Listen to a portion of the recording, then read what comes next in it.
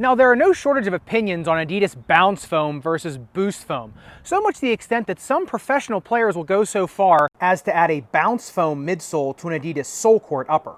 So it begs the question, at a much lower price point, is the Adidas SoleMatch Bounce better than the Adidas SoleCourt Boost? Let's find out. Hey everybody, it's Zach, Tennis Pro Doc, helping you improve your game with science. If you're new to the channel, every week I am playtesting, tearing down, and head-to-head comparing new tennis shoes as well as tennis gear from the perspective of a former tennis pro and current foot doctor and sports medicine physician. So if you want to stay up to date on the latest tennis tech, make sure you subscribe and hit the bell, that way you don't miss a thing. And of course today we are reviewing the Adidas SoleMatch Bounce, putting it through the play test, serve test, and suicide test. Now from afar, the Adidas SoleMatch Bounce looks a lot like the SoleCourt Boost, but up close, the uppers are actually quite different.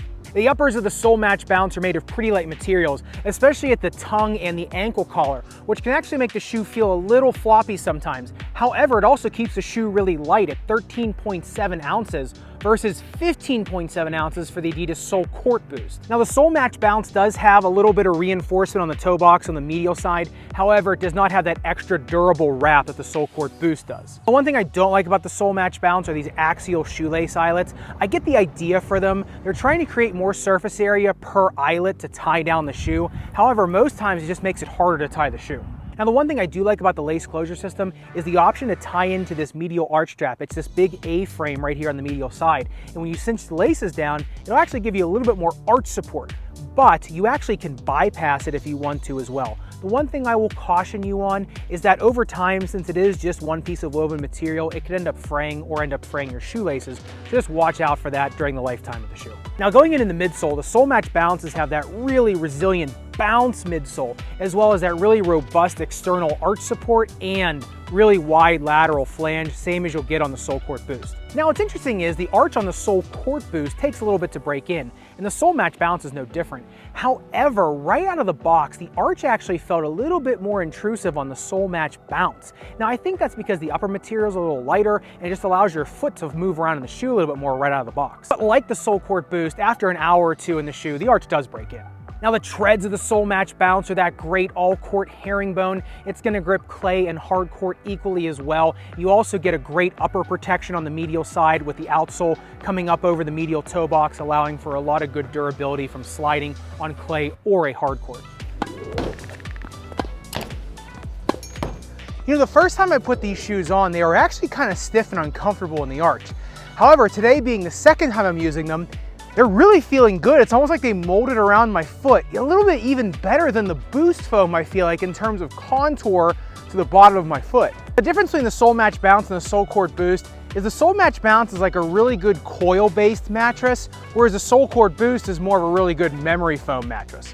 Now the fit of the SoleMatch Bounce is very generous. So if your foot is true to more on the wider end of the spectrum, shoes are gonna fit fantastic. However, if your foot is on more of the medium to narrow side of the spectrum, given how light the upper materials are and just how wide the shoe fits, these actually may end up feeling a little bit too floppy for you, or you may have issues with twisting in the shoe. So make sure you watch out for that. And like I said, besides the arch, these shoes had zero break-in right out of the box. Now moving side to side on the court, the lateral flange really keeps your foot centered. So as long as your foot's not super narrow, these shoes will be good for you if you are a chronic ankle sprainer. Now moving around on court in these, I can't help but notice how light they feel, especially compared to the SoleCourt Boost. However, over time, given the lightweight materials used to construct the upper, they are going to wear down a little bit faster and maybe lose their ability to control movements, especially violent movement, over time. So make sure you watch out for the upper just wearing down over time. As you can see on the serve test, the Bounce midsole really gives you a great energy return, getting 29 centimeters on the serve test versus 27 centimeters on the SoleCourt Boost. And also on split stepping, it almost felt like I had a little trampoline effect going on in my feet. I came in at 15.11 seconds on the suicide test, which was a little slower than I thought I'd come in at. However, it was only 34 degrees Fahrenheit when I did the test. And I found that interesting in that the shoe is light but wide and the midsole is resilient but bulky. Now the treads are really gripping, so you'll get some speed from the light weight of the shoe and the midsole material, but you might lose some speed because the last is really wide, but the uppers are ultra light. So sometimes it actually may feel like you are dragging the shoe along. I think one of the most important pieces to keep in mind is that these shoes go for as low as $75, and for that price point, these are really impressive. Because if you like the shape and stability of the SoleCourt Boost, but don't like its weight or the feeling of the Boost foam, you have a great option here in the SoleMatch Bounce, which is also much cheaper. So if I had to make a choice, I will say the foam and the SoleMatch Bounce I like a lot more than the SoleCourt Boost. I think you get just a tremendous energy return from the Bounce foam.